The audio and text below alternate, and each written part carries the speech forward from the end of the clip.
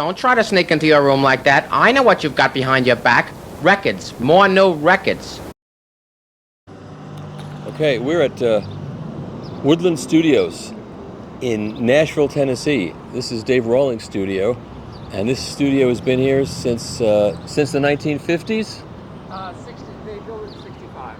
65. And you have been the sole proprietor since when? 2002. And it almost blew away in a tornado, but it didn't quite? Yeah, and it didn't, we lost the roof. All right, well, it's a great looking place. Thanks. Yeah. On the outside, and I'm sure the inside's going to be even cooler, Yeah, right? Yeah, this was an old theater building in the teens, you know, that's what the, would have been the Woodland Street Theater. And then everything you're seeing right here is kind of an addition, but that back wall that you can see would have been the original. The movie theater, yeah. This wasn't a plan, so this is getting a very unvarnished look. Thank you, sir. I'm going to go in front of you.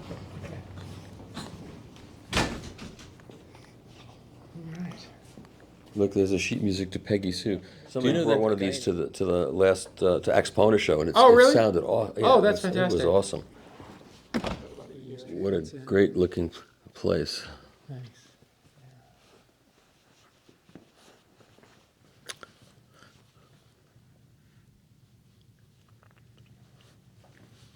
This is where you play? Yeah. This is the last thing we did. Yeah. Set up. Weren't usually two of those, but we were testing some stuff out. But yeah. This is so great. This is like you would dream about this, and here it is, you know. Yeah, we opened it back up. There was one isolation booth left. When we originally bought the room, there were 3 booths there, you know, coming across right about here. And it had all been divided up in the early 90s. They'd done a renovation where they'd really changed the sound. And who owned it before? Glenn Snoddy was the guy who built the studio, and then there was a guy named Bob Solomon who ran Woodland in the 90s when I first was coming over here. And another gentleman owned the building, and Bob ran Woodland through those years. And when did you move to Nashville? I moved to Nashville in 92. So. When it was still a little small town. A quaint little borough. Yeah, it's not that anymore. No. Of course, if you ever want to do a career change, you can get into, you know, health and the medical issues. That's right, That's yeah. what that runs this place, right? I know, no, I remember in publishing, I remember finding out that when I first moved here that Nashville, well, the music industry was like maybe the 6th largest industry here or something. So many things, like Bible publishing. And what is it now, if it was the 6th? I don't know. Wow. You have to. It's the heart of Nashville, though, no matter what. And that matters, That you know. matters. Maybe we should talk in here. Yeah, that's why I kind of. Yeah, I could just bring that tape box in Yeah, here. this is not set up for mastering yet. I just started bringing the stuff in because we're about to do mastering on the new record we've got. And this is one of the last. I think this was the last 82 that they made by serial number in 1986. And remind me again where this came from. This was at Precision Mastering, and it was originally a DMM lathe, and they converted it to lacquer. And we actually did some more of the conversion after we got it and had it set up at Stephen Marcussen's. Now, how difficult is it to convert it from one to the other? It's not a simple task. I mean, the vacuum is all different, and you know, I mean, you need a different suspension box, but you know, the computer works roughly the same, and we've got it cutting beautifully, so we've been really happy with it. So when do you think it'll be up and running? Oh, soon. I mean, in the next week or so, I got to get things going. Okay, and using a pair of Aragon amps. Yeah. Oldies but goodies. I love those. Yeah, those Dan D'Agostino designed those for Tony Federici and Paul Rosenberg. I did not know that. I knew that. I used to go to the car show with those guys. They both passed away, but. Yeah, those with these, you know, BMW 800s. Well, Dave Rawlings, we've been talking on the phone for a couple of years now. Yeah, quite a few finally actually. Get to meet, and 5 years. It's great to finally meet you and come to your studio. Well, likewise. And on the way over here, you were telling me about your background involved in Corning glass and manufacturing. Oh, yeah, no. Which I find fascinating. Well, yeah, I was. My family was. My dad worked at a glass plant when I was a kid, and my relatives. The Beals, George Beal, worked up in Corning, New York, and was a really a great, he was involved in a lot of products that Corning made and a lot of the patents that they had, and worked on Gorilla Glass and things like that. But the relevance of it, the reason it came up, that I was just pontificating in the car, was when we were talking about my involvement with Gary Selstrom and Paramount Pressing, the plant in Denver that I became involved in, try to work with Gary and to invest in the plant. I just said there was some family background in that kind of, there was some similarities between making glass and kind of the fact that there was an art to getting the mixtures just right and getting everything to be stable and just that kind of manufacturing. It wasn't waffle making, you said. Yes, it's more of an art. Yeah. Yeah. As is plating, which is... As is plating, as is pressing. Yeah. That I thought when I first went through Salina to, and saw Gary and Chad and saw what was going on there was a familiarity that I remember. I was like, oh, I understand how this kind of plant works and how all of these small decisions that you make and all of the small adjustments you make, you have to kind of pile them all on top of each other in order to try to produce a consistently great product. And that is, I don't know, for some reason it appeals to me. I'm excited about that. The percentage of musicians who are obsessed with sound, I don't mean just that care about sound, but that are, like Neil Young is obsessed with sound. Yes. And you are equally obsessed, if not Yes. more so. Why is it there's so few musicians care that much? I don't... Or am I underestimating it? I don't know. I think a lot of people care, but I think that there's a little bit of having a technical bent or a kind of, I've always been interested in things as I said, my family were a lot of engineers and inventors and that sort of thing. And so, my family was excited when, after one of the records that we did, I was credited as an engineer. I was finally an engineer. I understand that. That excitement. But I just, that stuff, it appeals to me to tinker with things and to try to optimize systems and to try to do stuff that you can hear and feel. And I mean, it's like the gear we work with at the studio or the microphones, different things that if there's something that we want to be different, we just look at it and try to figure out why it is how it is. Like oftentimes with the Neve console that we have, it was built to be a broadcast board. It was built to be at a radio station. It was built to have a lot of different uses. And if we're using it for, a particular kind of trying to make it a high fidelity recording board, there are things that they would have done to make it so that it was all things to all people that you can kind of change once you understand it deeply enough. How much modifying did you do to that board? Quite a bit. Yeah. I mean, we've... changing capacitors, changing pots. All of that stuff, but also the design of... I was never able to really... I never found the panning circuit on that board to be very satisfactory. Whenever I would put it in, I just thought it took too much away from the overall fidelity to use it. So what do you do about that? Well, for a long time, I put stuff left, right, or center. And then the fact that we had a couple microphones, if I'm singing into a microphone and there's a guitar microphone, if you put the guitar microphone left and the voice center, it's going to pull the vocal a little, it's going to pull the guitar in. You're not going to get because we're not recording the elements individually, you get a compound and complex picture anyway. Right, because it's leakage. Because it's leakage, Yeah, and which is good. it gives you some 3D. I mean, it's good unless you want to make a record that sounds like everything's in a perfect place, which is another beautiful kind of record. Can be.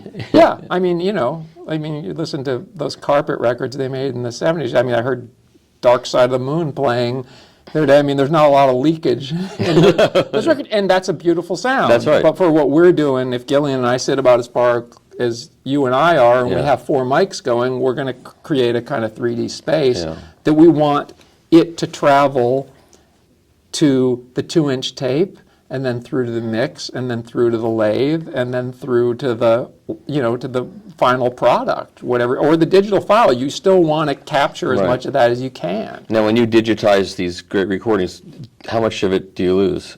Or what change? What happens? Depends on what converter you're using Yeah. and what you and sometimes you lose some things and get other things. Like I actually am. So you're not doctrinaire about this. I don't care. If it sounds good and is exciting and you have fun listening to it, that's the end of the day. Exactly. It does not matter. I mean, I remember listening to cassettes in people's cars that are running too fast with the Dolby on, or the Dolby off, and they were encoded with Dolby, and it's bright as can be and playing too fast. It was exciting. I loved it. Right. You know, then you hear the regular record and you're like, I don't know. So no, I mean, but then again, you know, the converters we've been using, we were using the, I'm a real fan of the last thing that MyTech was doing, the Brooklyn AD2, and you know, at 384, 32-bit, that's the closest I've been able to get to if I'm listening to the tape, and I switch over to the converter, and I switch back to the tape. I got to squint a little bit. I know which one's which. You do know which one, yeah. But it's closer than, I mean, even that converter at 192, and we actually, Mikhail there had provided an interesting facility with that converter where he had used a switching AC power supply on it, Right. which isn't great, but it let it be kind of a small box, and he built it that way, knowing that if you had a DC power supply, toroid supply, that he's like, oh, you'll get maybe 20-25% better sound. So we built the DC supply, and I got it. and you get it, and it's better. It sounds better, Yeah. and it's worth doing. But you know, this is a I don't know. It's. I mean, that's the fun of it. Yeah. Well, let's not get too far into the weeds. We want to keep people. Oh, I'm sorry. I'm so sorry. No, I mean, yeah. Some of them are saying more, please, but Yeah, other people. yeah, yeah. Yes, exactly. Okay, so then I left something in my car. You know? So all of your recordings that you've ever done, you cared about the sound of from the beginning, or when you started. Well, the first records that Gillian and I made, we went and worked with. You know, we were so fortunate to meet T-Bone Burnett at a show here in Nashville. We were playing Station Inn, and we were opening for Peter Rowan. It was such a huge gig for us. We're actually getting to play the Station Inn. We're opening for Peter. Yeah. And T-Bone came up after the show and introduced himself, and we had a great time talking to him. And he said, you know, if you ever want to make a record. And so later, after the record deal, Jerry Moss and Herb Alpert, who were Alamo Sounds, had signed Gil, and we went out to make the first record with T-Bone. We went out to Sunset Sound, and we worked in the Demidia API room, and I think that's 3. We worked there for 6 weeks or so with a great recording engineer named Rick Paconin. I know that name, sure. Yeah, and Rick was terrific, and T-Bone was great. And even though this was 1995 in the summer, and analog recording was on its way out, it's just what I saw, and I wanted to learn. I mean, I remember the first, I got my little Epiphone guitar. That was the first time I ever played it on anything, was one of those sessions, because I just got it up and working. And I went into the control room, and they said, you know, this is an equalizer.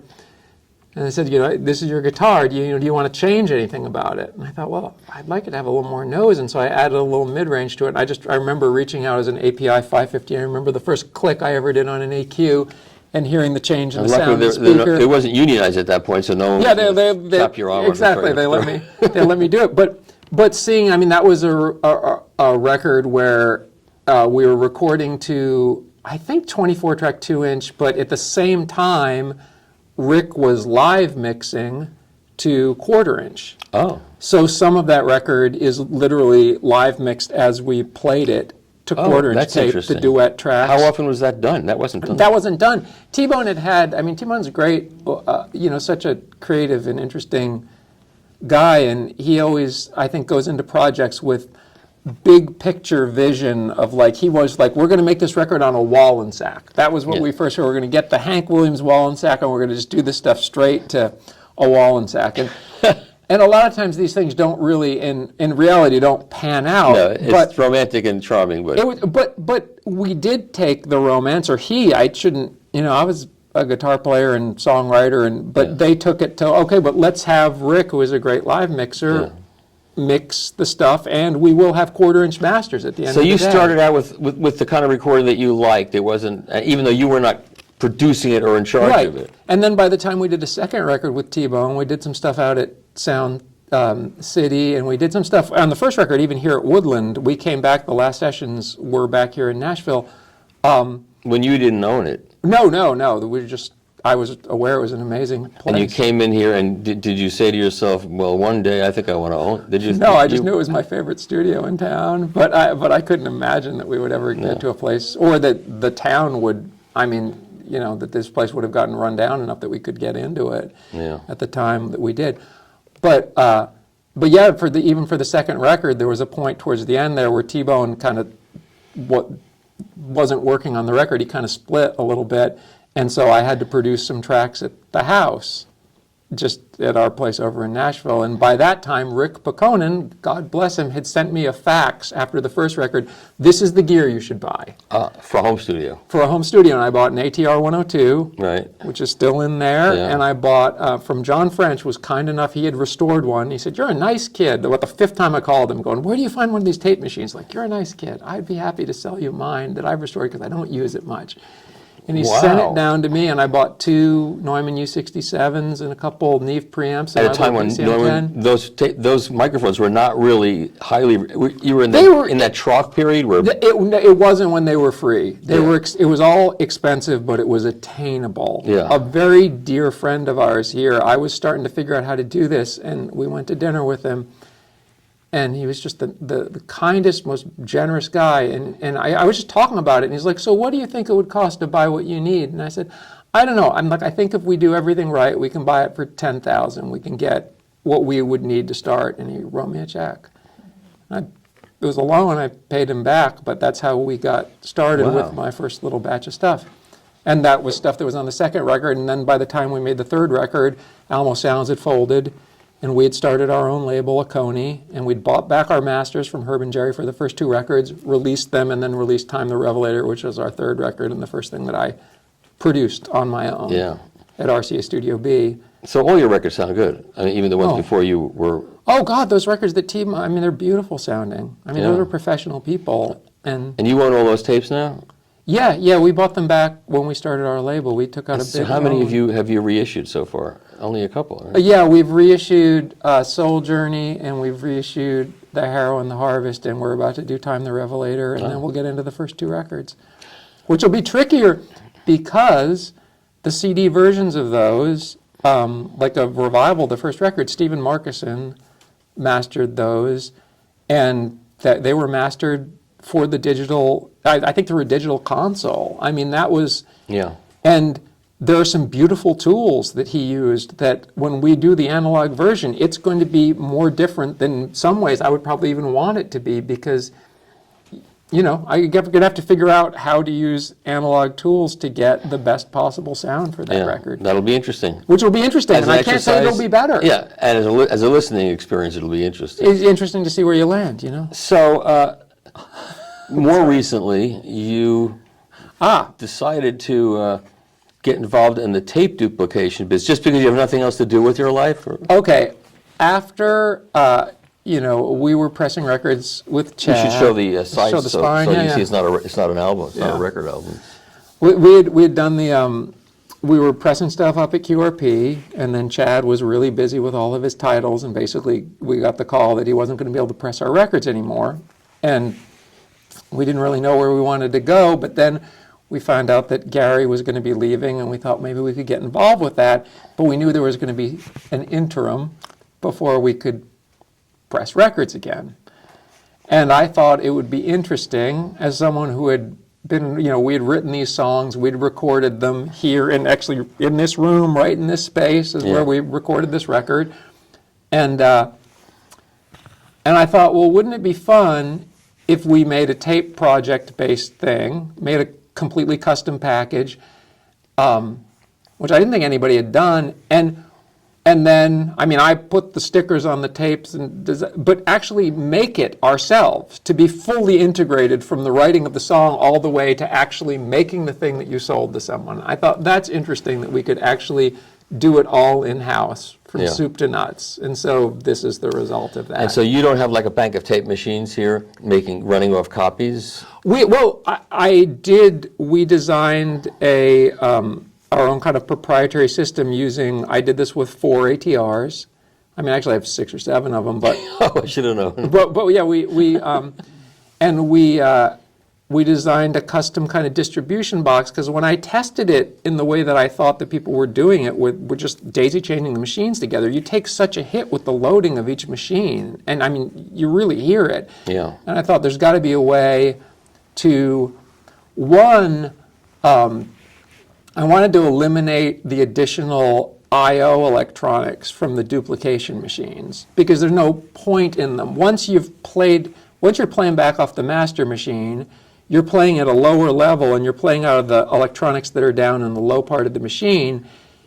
And I thought, well, why don't we take that signal and put it into a distribution thing and distribute it to the 3 other machines properly buffered, and then bring it back into the main machine, so that you're never going through. It's the cleanest path we could imagine. Yeah. Brent Bishop, who is the tech here and who I work with closely, Yeah. we just thought about, well, what would be the best way to do this? And then we're, like idiots, spent months designing and building this box that no one in the world needs.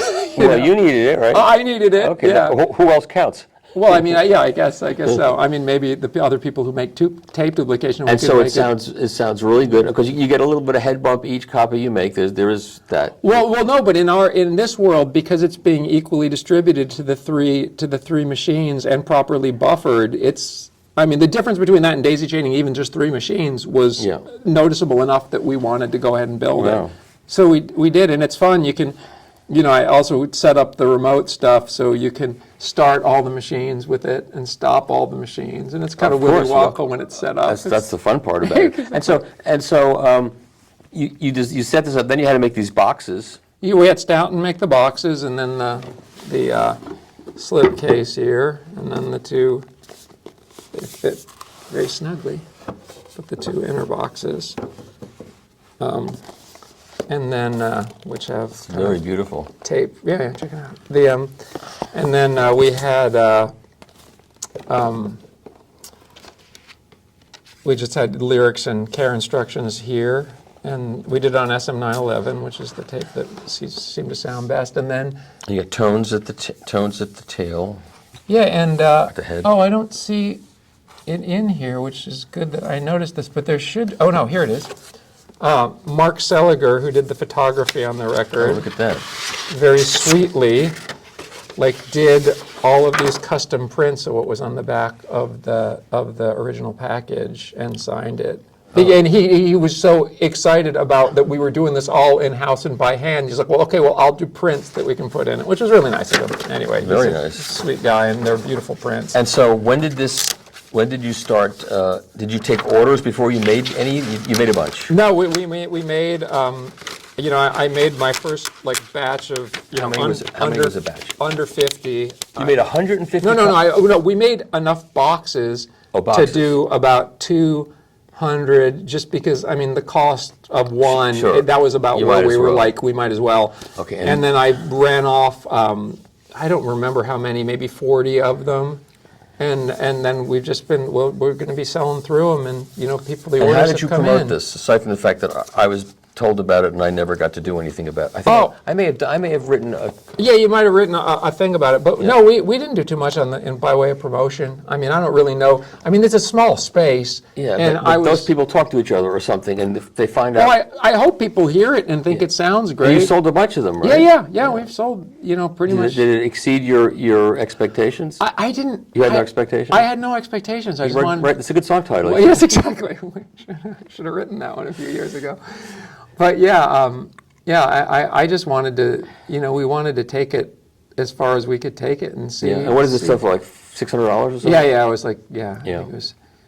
Yeah, it was pricey. Doing the custom box as opposed to doing generic boxes or whatever. It just, they were so expensive. But the people have the money and they want this kind of thing. Yeah. They've spent a lot of money on their tape recorder. That's right. And they spent a lot of money buying tapes that I know were made from SACDs or from God knows what. Right. And this is the real thing. This is, I made the, the half-inch bin master directly from the original tapes with no, did all the gain adjustments with the machine. So, I don't know how to do it any better. I mean, I'm not saying that somebody couldn't if they thought about from it. what I but- see, Dave, you don't know how to do anything bad. No, So okay. however it's going to come, it's going to be good no matter how you did Well, it. but I mean, yeah, we really did try to take it as far as we could. And you have stock of these if people Yeah. watching this, people what their machines, their Studers or whatever they've got. Yeah. I love that people are interested. And in how it. many of these how many different titles have you done? They're just this. Just this one so Yeah, far. and we'll see how. I mean, it does take me. I was personally running them off, so I've got. Really? Yeah, yeah. I mean, it's not. This isn't. Do you mow your own lawn? Do you have I don't mow my own lawn, thank God. You- I you- have in the past, but I'm allergic. so- Yeah, I have too in the past, but not anymore.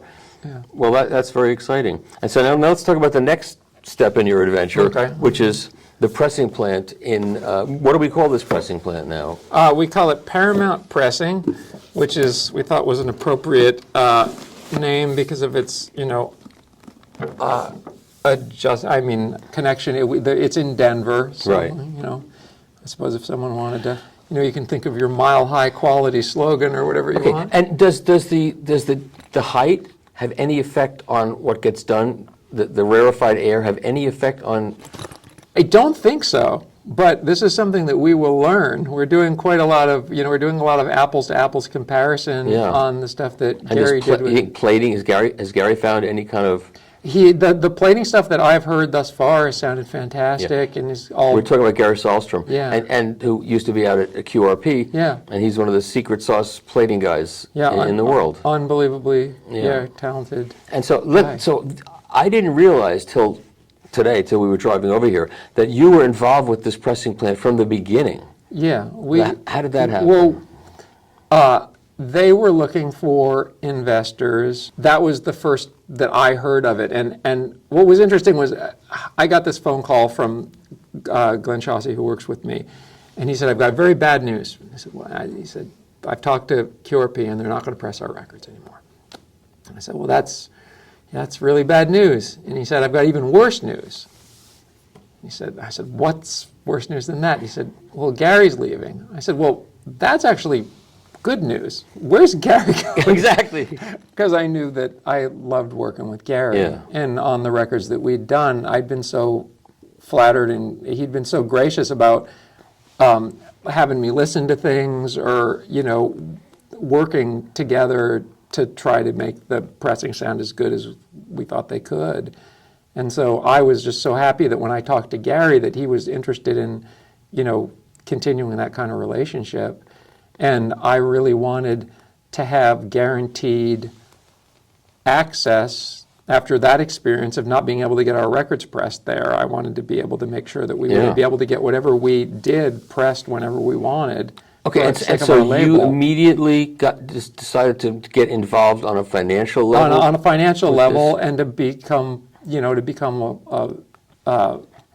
own a portion of the, and we worked out a deal. The upshot was, at the end of the day, we just decided to jump in with both feet with Gary, and the plant has been built, and we're the investors, and we're just. So you bought out Yeah. the shares of whatever. Yeah, like I'm thrilled to be part of, Gary's journey doing what he does. I mean, that's really all. And everybody who knows Gary is thrilled that we were worried that this was going to all blow up on him. Gary, Gary would sometimes say to me, because we were obviously invested in it and put a lot into it, that he's like, he's worried about me. I'm like, Gary, you picked up and moved today. Like, this is your life. Like, I want this to work because the plant's beautiful and the design is beautiful, and Marcussen, everything that they've built out there is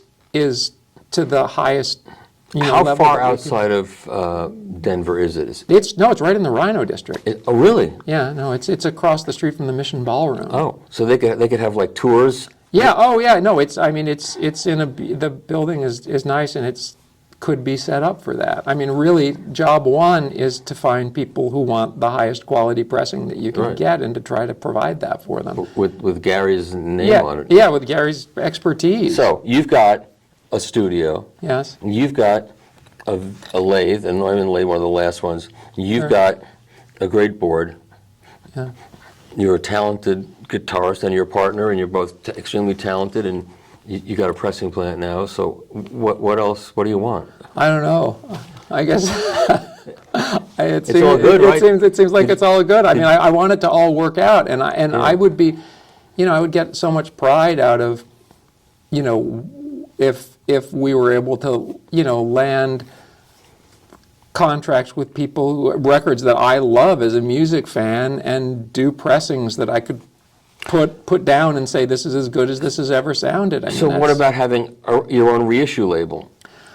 Possibly. I've thought a lot about, we're going to Ataconi, our label, we've been working on, it's not a final thing, but we've been working with some records that I produced, like the first couple Old Crow Medicine Show records that have never been out, and we're working on reissuing those. But I think there is room for some Nashville-centric and acoustic-centric based records that may be things that I could recut with the Ortophone heads and with this Neumann system, which I think is optimized for very spacious, very delicate music.